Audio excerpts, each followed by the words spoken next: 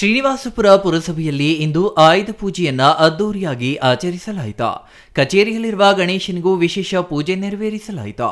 ಇನ್ನು ಪುರಸಭೆ ಅಧ್ಯಕ್ಷ ಭಾಸ್ಕರ್ ಮಾತನಾಡಿ, ವಿಜಯದಶಮಿ ಹಾಗೂ ಆಯುಧ ಪೂಜೆಯ ಶುಭಾಶಯಗಳನ್ನು ತಿಳಿಸಿ ತಾಯಿ ಚಾಮುಂಡೇಶ್ವರಿ ಎಲ್ಲರಿಗೂ ಆರೋಗ್ಯ ಐಶ್ವರ್ಯ ನೀಡಲಿ ಎಂದು ಪ್ರಾರ್ಥನೆ ಮಾಡಿದ್ರು. ಪೌರ ಕಾರ್ಮಿಕರಿಗೆ ಮುಖ್ಯವಾದ ಹಬ್ಬ ಸ್ವಚ್ಛತೆ ಮಾಡುವ ಅವರಿಗೋಸ್ಕರ ಇಂದು ಆಯುಧ ಪೂಜೆ ಮಾಡಿದ್ದೇವೆ ಎಂದರು. ವಿಜಯದಶಮಿ ಹಾಗೂ ಆಯುಧ ಪೂಜೆ ಆಯುಧ ಪೂಜೆ ಅಂದರೆ ತಾಯಿ ಚಾಮುಂಡೇಶ್ವರಿ ಎಲ್ಲರಿಗೂ ಆರೋಗ್ಯ ಐಶ್ವರ್ಯ ಎಲ್ಲ ನೀಡಲಿ ಅಂತ ಪ್ರಾರ್ಥಿಸುತ್ತಾ ನಮ್ಮ ಪೌರ ಕಾರ್ಮಿಕರಿಗೆ ಮುಖ್ಯವಾದ ಹಬ್ಬ ಇದು.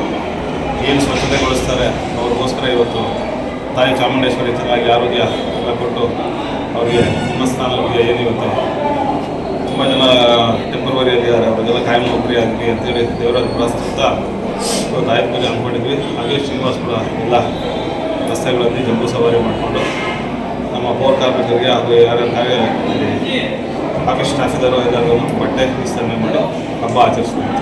ತಾತ್ಕಾಲಿಕವಾಗಿ ಕೆಲಸ ಮಾಡುತ್ತಿರುವವರಿಗೆಲ್ಲ ಖಾಯಂ ಕೆಲಸ ಆಗಲಿ ಎಂದು ದೇವರಲ್ಲಿ ಪ್ರಾರ್ಥಿಸುತ್ತಾ ಇವತ್ತು ಆಯುಧ ಪೂಜೆ ಹಮ್ಮಿಕೊಂಡಿದ್ವಾ.